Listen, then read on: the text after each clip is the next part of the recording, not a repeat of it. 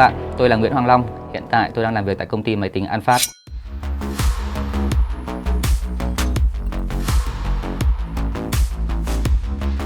Xuất phát từ sở thích cá nhân về công nghệ và máy tính từ khi còn là sinh viên, tôi đã quyết định tham gia làm việc ở lĩnh vực công nghệ này đã được 5 năm.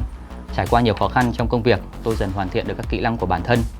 Và tôi tin rằng các bạn cũng sẽ làm được như tôi nếu các bạn có cùng sở thích giống với tôi. Với sự phát triển của công nghệ thông tin, các bạn trẻ hiện nay có rất là nhiều điều kiện tìm hiểu và học hỏi những kiến thức về các cái sản phẩm công nghệ mới.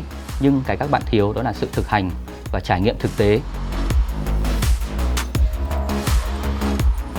Lắp ráp một bộ máy tính tuy dễ mà khó, và trang trí một bộ máy tính làm sao cho thật đẹp lại càng khó hơn. Thành quả cuối cùng, sản phẩm có đẹp hay không, nó là phụ thuộc vào công sức mày mò và sự thực hành tỉ mỉ của chính bản thân các bạn.